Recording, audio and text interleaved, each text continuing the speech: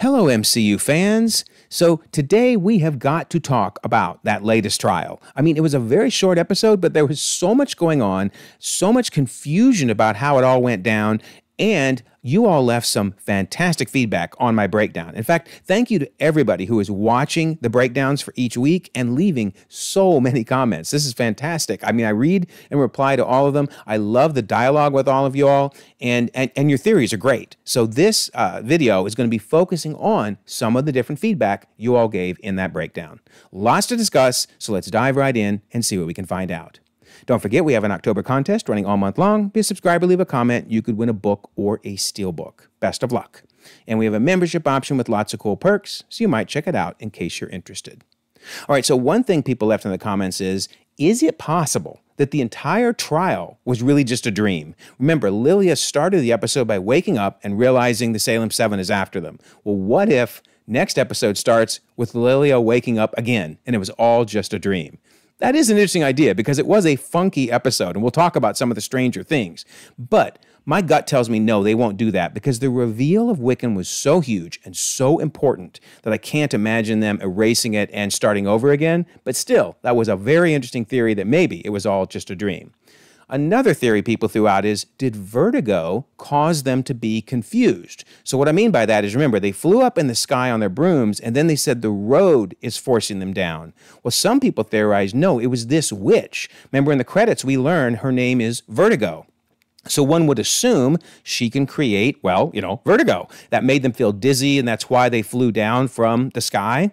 So maybe it wasn't even the road pulling them down, right? And then remember, she stood there on the road and they had to fly through her. And she turned to all the cicadas, and even Agatha had some cicadas stuck in her hair. So that's interesting. Maybe part of why everything felt off is they all were feeling off the entire episode. It would be interesting to learn more about what Vertigo's powers actually are. Okay, so some people said, are they even done with the trial? Like when the episode ended, is the trial really still going on? Well, I'm showing this image here to show that I don't think so. I do think the trial ended because remember, at the end of the second trial, they go down the stairs and everything is purple, right? And we see the purple leaves. But when they exit the house in the third trial, everything's now yellow. We have the yellow trees and the yellow leaves. It could all be a trick. It definitely could be a trick. But I do think that the road is saying your trial is done. We'll talk about whether they succeeded at the trial or not in a minute, but it does seem the trial is done and we're moving to the next one. Also, it is worth noting, I said, oh, yellow. Since the trees and the leaves are yellow, that must mean it's Lilia's trial, because these promo cards that Marvel released shows that Lilia's color is yellow. But a couple of people were really smart and pointed out, no, the first trial was blue, had blue trees, yet it was Jennifer's trial and her color is pink. So I want to throw out my idea. That was a bad idea. I do not think the trees and the leaves tell us whose challenge it is. In fact, I don't know then who's the next one is. I'm still betting it's Lilia's, but not necessarily because of the yellow. So I just wanted to point that out. All right, so several of you said, hey, where are the moon phases on the door? Remember, the last two challenges had the moon phases on the door, and you could look to see what the phase was in the middle, and that would tell you what the challenge was. Well, I had to look really, really closely, but believe it or not, if you stare long enough, you'll see a circle there with the moon phases on it, which when they go inside the house, it's here on the wall. It's that thing. So, okay, there was a set of moon phases on the door. Well, not even the door, notice. It was more to the side. So that's a little off from the other trials. But I think the reason they didn't look at it before they went in is because, they were running from Vertigo. So, okay, I guess the moon phases really were part of this trial.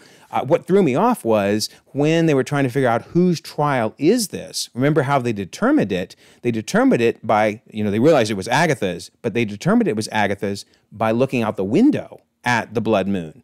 But if you look back at those phases of the moon that were on the wall, sure enough, the middle is a blood moon. So, okay, that actually is consistent. It was just sneaky. They didn't go through things in the same order that they went through it with the other trials. But yeah, the moon phases were definitely there. And also, I should have guessed that Spirit would be one of the challenges because Agatha is their guide, right? And Spirit as our guide. So maybe that's what this line in the Witch's Road means, is there is a spirit challenge in addition to the fire, water, earth, and air. So, okay, very cool. The biggest thing that's really thrown me off is why didn't the aspect ratio change? And in particular, I'm talking about at the bottom of the screen and, of course, at the top of the screen. When they went into the challenges the last 2 times, the aspect ratio vanished and it filled the whole screen. Now, some of you commented that maybe that's because of the time period we're in. Now we're in the 80s. Maybe the aspect ratio didn't need to change. I'm keeping this as an open question because I really think that is kind of strange that the aspect ratio did not change. Okay, so some of you questioned whether the Ouija board was even really the challenge for this trial. I mean, it just kind of flies off the table and everybody assumes that's the challenge. Keep in mind, Rio can make things, fly through the air with their gusts of wind. However, if you notice, when it flies off the table, Rio seemed as scared as everybody else. She pulled up her hairbrush/switchblade dagger, and she looks kind of nervous as well. So I don't think she caused this. So I guess the Ouija board probably is really the challenge. It was just a weird way for the trial to start. And then also, did reading the rule book count as the trial rules? That seemed kind of weird. But then again, the last challenge, the only rules were play me. So I guess every challenge has a weird set of rules and we can't expect them all to be the same. But yeah, that threw me off at first. And isn't it interesting how Teen keeps finding everything? Teen is the one that initiates each of these challenges. That is kind of suspicious. Some of you were wondering if maybe Teen is the one driving all of this. Interesting. Some of you asked the question of, was identifying who the spirit is the actual way to end the trial? Because there wasn't really a specific set of rules, so we really didn't know what was supposed to end the trial. I mean, certainly when Teen identifies Nicholas Scratch as the spirit, then the trapdoor opened and it seemed to end, but that's why not having a specific set of rules has led a lot of people to believe maybe this trial isn't over yet, or maybe something else is going on, which we'll get to in a second. Now, one thing that was pretty similar was we did get a very specific timer. It was very similar to the one from the first trial, and of course the second trial had that metronome. So it does prove that each trial has some overall similarities, but the exact execution can be very unique. So, okay, that makes sense. Now, a question I had in my breakdown was, is it okay to go up at the end of the trial? Every time so far, they've been going down, down slides and downstairs, down the Witch's Road, right? Well, some of you commented that if you look at the Ballad of the Witch's Road, we'll wander high and low. Okay, that could be, right? That this time they're going high, and last couple times they went low. Also, some of you pointed out that there are tricks and trials. So was this more of a trick than a trial? I like that idea, because it certainly did seem to trick everyone, including many of us.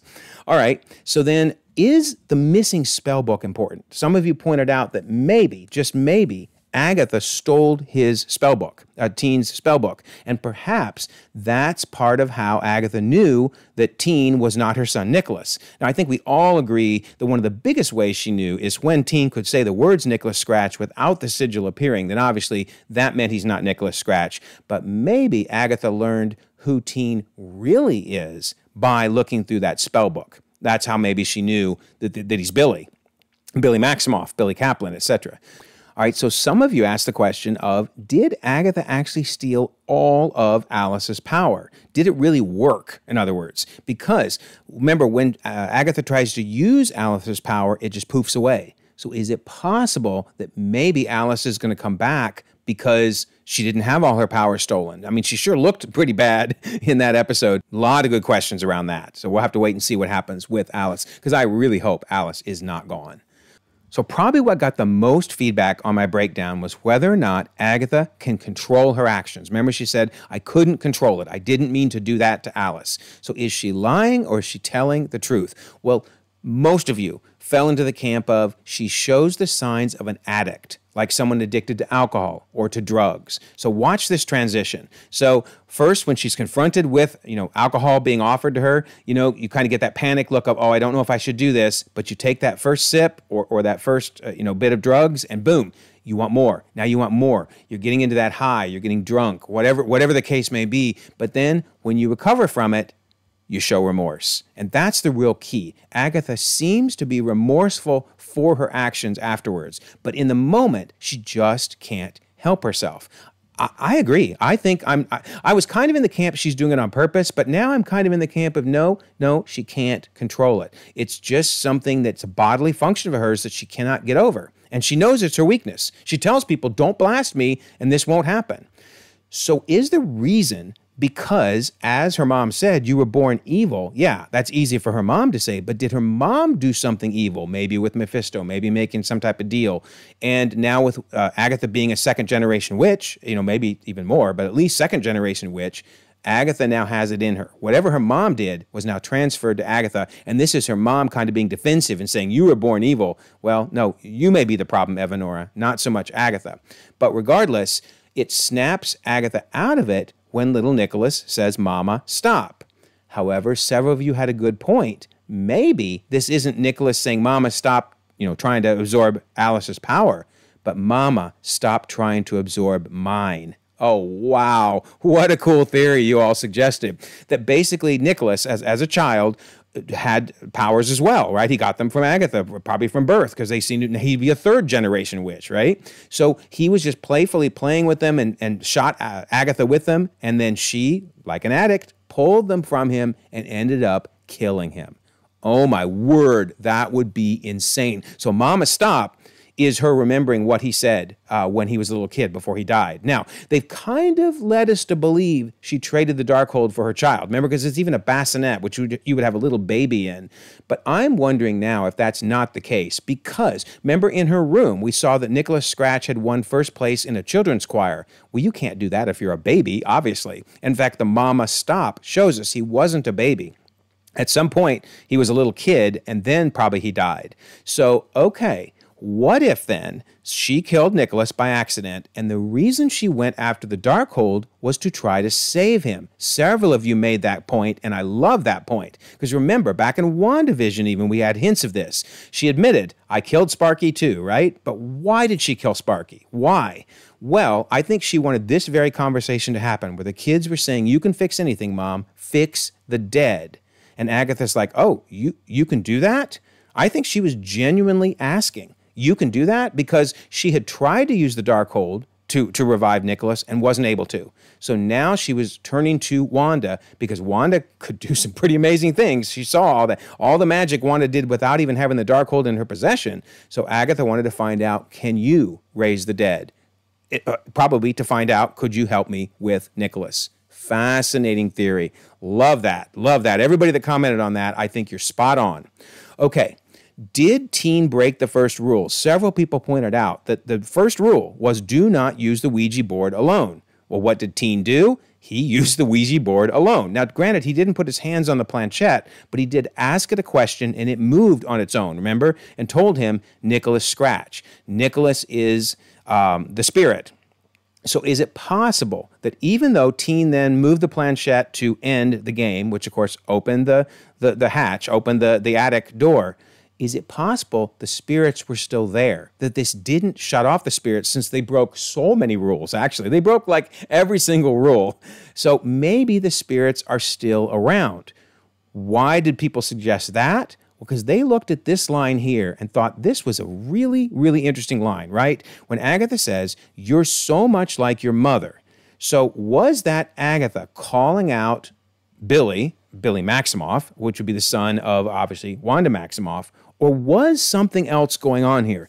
If those spirits were not contained and not, placed back on the Ouija board or sent back to wherever they were before the Ouija summoned them, is it possible that Evanora is still taking control of Agatha, and that now Nicholas has taken control of Teen, because, Nicholas was the one that was there when Teen was playing with the board.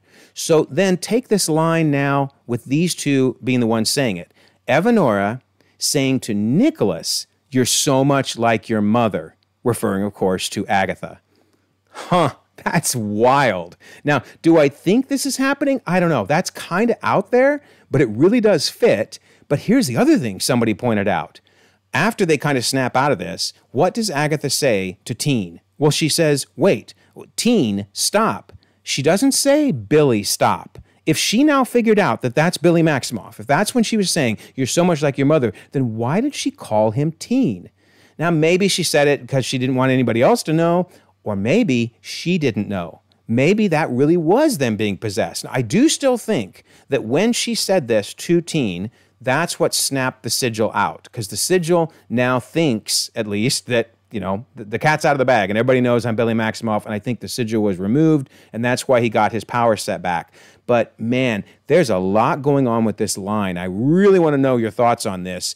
Who is talking to whom at this point? All right, so then one thing that a lot of people said, I thought this was a great observation, because I kind of wondered, why did Teen possess Lilia and Jen to go after Agatha? Well, the answer is obvious, right? Agatha was smirking and smiling because she's like, oh, I'm going to get Teen's powers now because he's going to use his powers on me and I'll just absorb those. So she, like an addict, she was ready for anybody to be able to, steal their powers. So that was really clever that Teen was smart enough to instead have Jen and Lilia chuck Agatha into the bog. But then it raised the question of why did he then fling Lilia and Jen after that? What was up with this? Why does he shout no and chuck them into the bog?